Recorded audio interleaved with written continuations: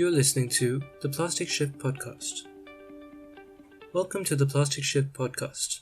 I'm Madhav Malhotra, one of the students at the Plastic Shift, and I'm reaching out to several experts working to solve issues with plastic pollution. This podcast showcases unique perspectives on this massive problem to identify what its most important aspects are.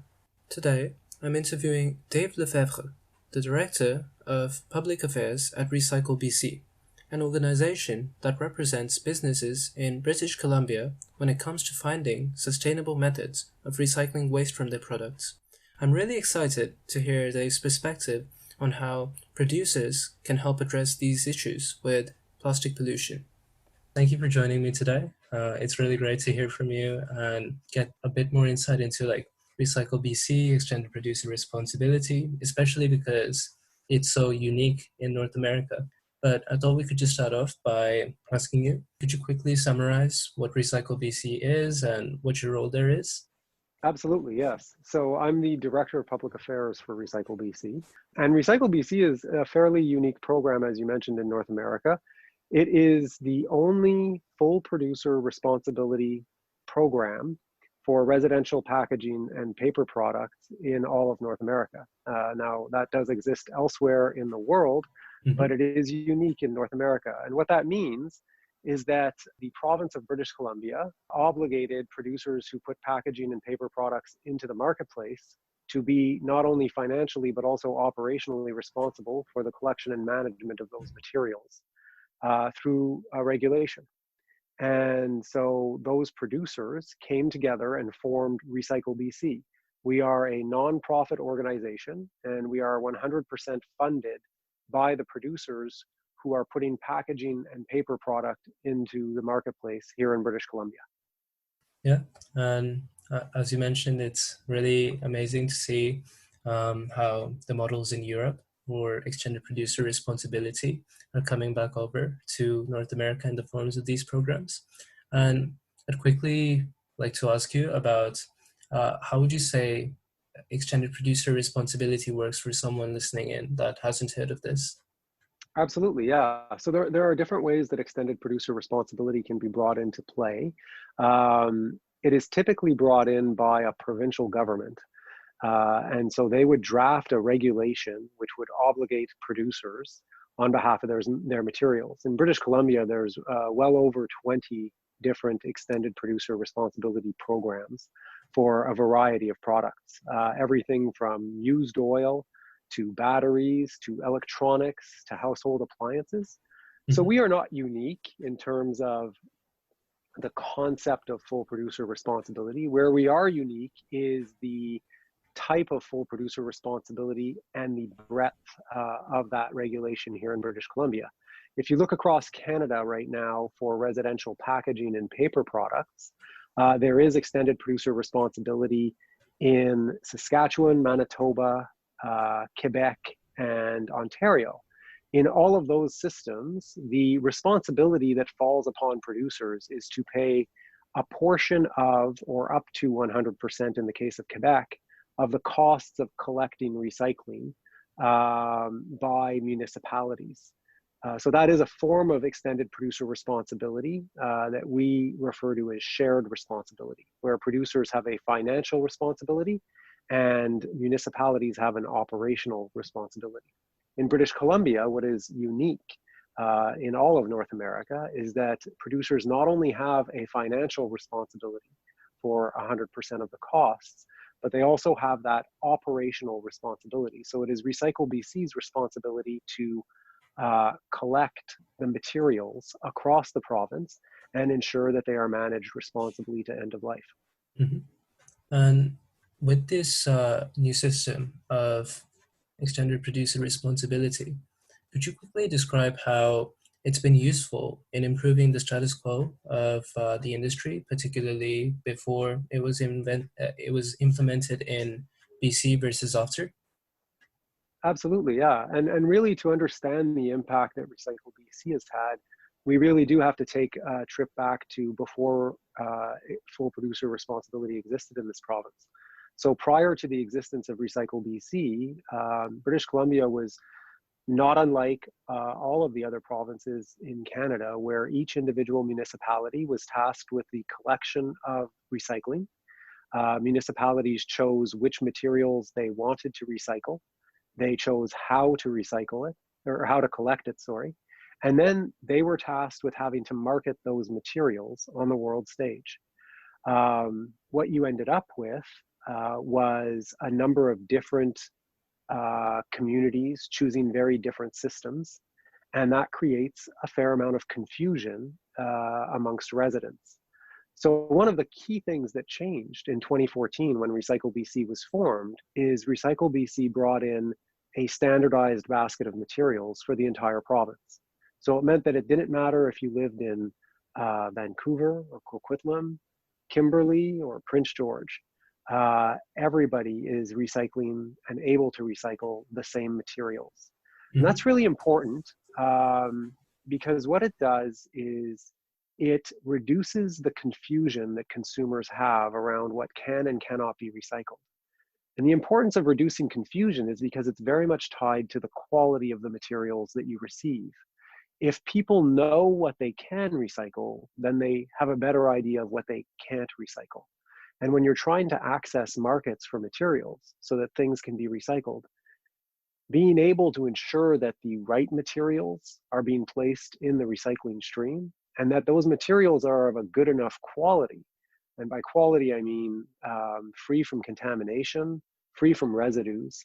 That can go a long way to ensuring good environmental outcomes, to making sure that the materials are actually recycled in the end. So one of the key things that happened is we had that one standardized basket of materials. But beyond that, over the last 6 years, we've been expanding the types of materials that can be collected. So we now have one of the largest basket of materials in North America that is accepted, and certainly the largest basket of materials in Canada. We can't say for the US because we haven't called every single city across the US to find out what their materials are, but we feel pretty confidently about what we are able to recycle. The other thing that we have been doing over the last 6 years is a lot of consumer education. And one of the things that makes consumer education easier when you're operating this on a provincial scale, so across an entire province, is that you can really educate everybody at the same time. And you can tell them about which materials can and can't be recycled. And you can also tell them about how to prepare their materials for the best environmental outcome. And we often use the example of the peanut butter jar as a really good example of what we ask of people. We don't want people to put a peanut butter jar in the recycling with a whole bunch of peanut butter still left inside of it. That can create some negative environmental outcomes. It makes it really challenging to recycle not only the jar, but that peanut butter can end up leaking onto other materials and affect their recyclability as well.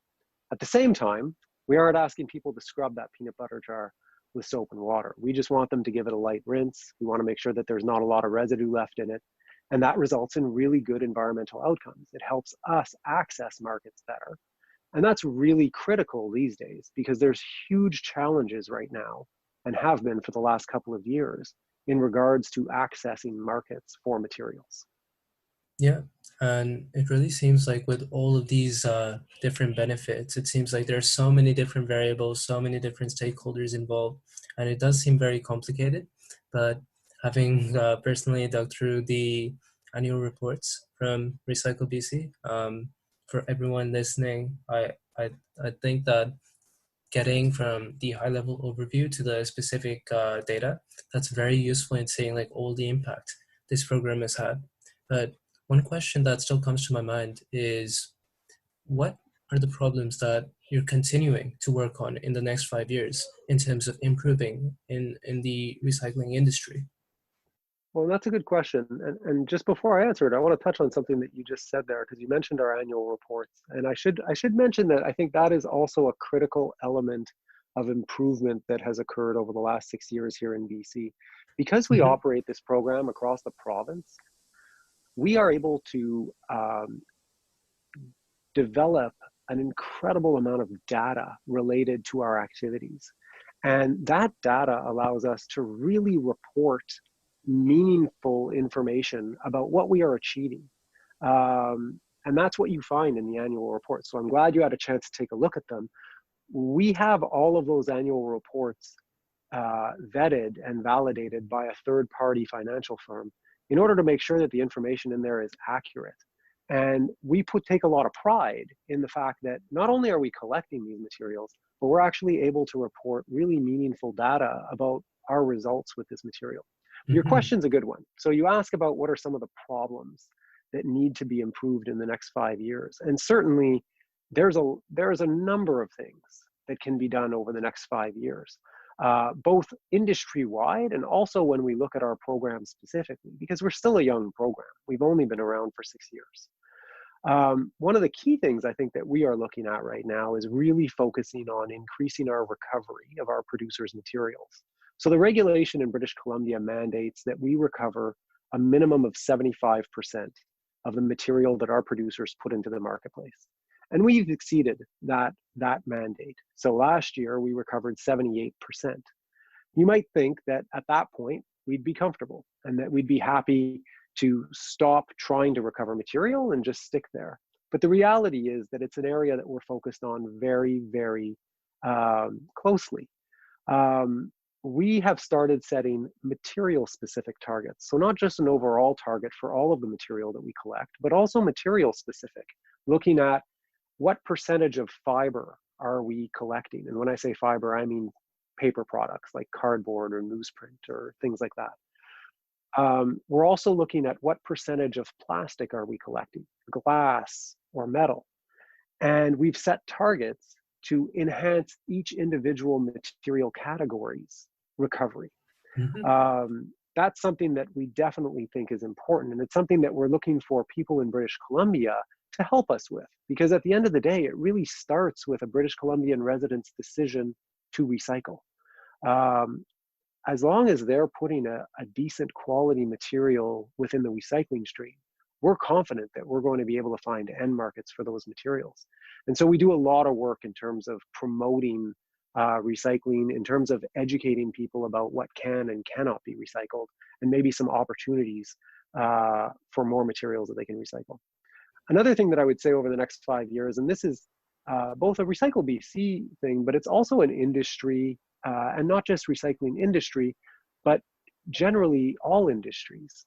It's the concept of the circular economy and increasing recycled content within products. So this idea that once you've recycled the materials, it's about reintroducing them into new packaging so that you're displacing virgin materials and so that you're creating a virtuous, consistent loop where the materials are constantly being reused. They aren't going into the landfill and they are displacing virgin materials over time.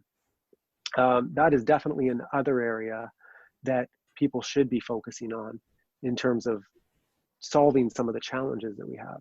One of the things that RecycleBC is doing, and that launched about 1.5 years, almost 2 years ago now, is we've been doing research to try to find a solution for a particularly challenging category of materials that we call other flexible plastic packaging.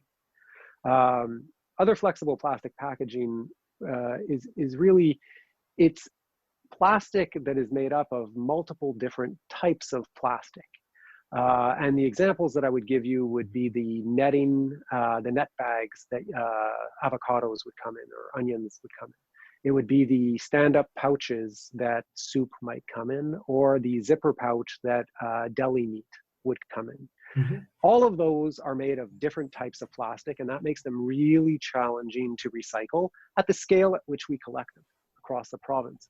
So we're working with a local plastics processor in order to try to find a solution for this material. We're collecting all of the material across the province. We're diverting this material from the landfill. We're doing research to try to find a recycling solution for it, which is something that doesn't exist anywhere in the world right now. And finally, anything that we can't recycle, we're going to turn into an engineered fuel, which will continue to displace it from the landfill. And it displaces coal in industrial settings, so it has an environmental impact that way as well. But we don't have a solution yet. So that's a big one that we're looking at and that we're hoping to find a solution for over the next few years. Yeah, and as you mentioned, it really does seem like with issues like using alternative waste management techniques such as getting plastics turned into fuel or dealing with thin film plastics especially. Those are the major challenges that people all across the globe are working on right now. And it does seem though that, well, more so in Canada and in North America, RecycleBC's approaches in launching these programs. So for instance, like with the program to get waste turned into fuel, that's still relatively new across North America. How would you say that these efforts at RecycleBC could be scaled to other parts of the world? And are there any significant challenges that are going to come about when trying to do that? Yeah, I mean, I'm happy to answer that question. And again, I'm just gonna add a little point to something that you just said there. So I just want to make it very clear. There is a concept called waste to energy, where you might find recyclable products are being put into a system where it is turned into energy. And I just want to make a quick distinction. What we do with the other flexible plastic packaging is that material is turned into an engineered fuel. So it is not waste to energy.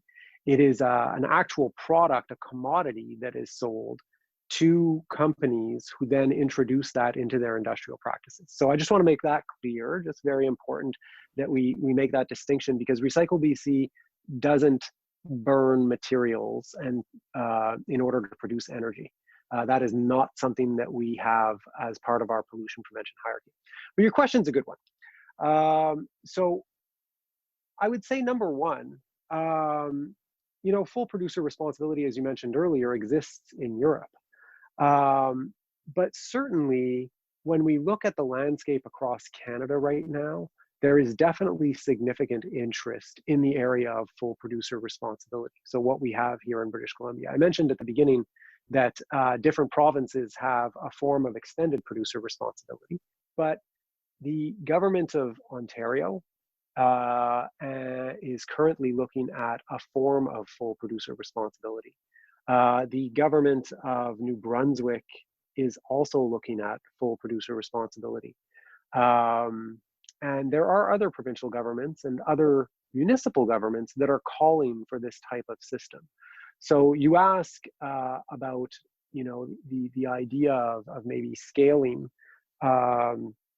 Then what I would say is some of that is already happening. There's already some interest across the country in what's happening here in British Columbia. When we look south of the border, it's also very interesting because Washington State, Maine, Oregon, and California are all currently looking at forms of full producer responsibility as a potential solution to some of the challenges that they're facing on the recycling front. The approach in British Columbia really allows producers to take responsibility for their materials. And at the end of the day, what we've been able to achieve are some real environmental outcomes over the course of the last 6 years. And we're obviously very excited about being able to continue to enhance those environmental outcomes as we move forward. We've definitely had interest from some of these jurisdictions that I've mentioned to you. They've either engaged with us in person or also just through conference calls and requests for information to better understand what our system is and how it might be able to help them. There's no doubt that full producer responsibility is an enabler of the circular economy. And that's obviously a desirable goal. It's definitely a desirable goal for a lot of the companies that participate and fund our program. But it's also a desirable goal, I think, for your average consumer and also for governments. Yeah, it really does seem that when it comes to the landscape of policy solutions, I was talking to other researchers studying different types of policies. It does seem that extended producer responsibility is one of the main ones when it comes to what people expect to be one of the next major changes in a lot of places around the world, in at least the research world. And I think the last major point that I wanted to talk about today, which is actually very important for everyone listening, is, this area seems very promising in terms of potential, but for people who are thinking about, well, what more can we do to impact the problem? what would you say are some of the most promising areas for people to be working on, or areas that need more attention that currently haven't been prioritized as much as they need to be? I think the first and most important is as governments look at bringing in full producer responsibility in their provinces or jurisdictions, the concept of harmonization has to be at the forefront. The idea that different regulations would have harmonization as a fundamental value that they would espouse, which would mean that maybe the same materials are obligated from one jurisdiction to another, making things easier for producers to report on those materials, but also creating better outcomes on the back end in terms of finding markets for those materials. That's definitely very important. Public procurement is a subject that's very important as well. Mm-hmm. Having public procurement policies that focus on increasing the amount of recycled content in packaging and products, and making sure that any public procurement looks at recycled content as being something that is valued. That would be very important. The power of governments when it comes to procurement is not insignificant. And if governments bring in regulations or policies that prioritize recycled content as part of their public procurement, that can have a significant impact in terms of sending a signal to the market that recycled content is important, and therefore recyclable material is important. And it really creates a pull for the material. I would say that research is definitely something that needs to continue to be a focus. We do a lot of research with producers to help them make their materials more recyclable, help them better understand how their materials interact with the system, and that needs to continue. Definitely prioritizing local end markets, if at all possible. There have been some significant changes to the markets in the last couple of years, and being able to put a greater focus on local end markets and local infrastructure would be an area that I would say is promising and also very important. And last but not least, I would say recovery. Recovering as much material as possible and devising ways to increase how much material you can recover. We just completed a promotional campaign where we took people room by room throughout their house and showed them all of the materials that they can recycle. And the goal there is to increase how much material we recover. We want people to throw away as little as possible and try to recycle as much as possible. And all of those areas are areas that I think have a lot of promise because there's an opportunity to improve. Mm-hmm. Yeah, and it really seems like all those potential topics are very useful for people trying to figure out where to next go and where there's still room to improve in the problem. Lastly, like if people want to learn more about RecycleBC's work, potentially see some more of the data, where should they look? Well, they should definitely go to our website. We prioritize transparency. As I mentioned earlier, our annual reports contain an immense amount of data. We report out on our environmental outcomes every single year, and people can look at every single one of our annual reports and know that all of the information contained in there has been verified by an impartial third-party auditing firm. The other thing that we really want to encourage people to do is follow us on social media, because we are constantly communicating to people through social media about advancements in recycling, about how to recycle better. And so following us on social media is a great way to be constantly in touch with the latest information. Last but not least, we have an app, and we ask people to download that app because it gives you notifications in regards to your recycling. It also has a search function where you can search any product, any item that's in your hand, and you can determine whether or not it's recyclable, and if it's recyclable, how best to recycle it. So there's a lot of opportunities there for people to interact with us, to get information from us, and we hope that they do. Yeah, I'll definitely make sure to add some of those links in wherever is convenient, and I really appreciate you taking the time to describe this unique work today. It's my pleasure. Thank you for taking an interest.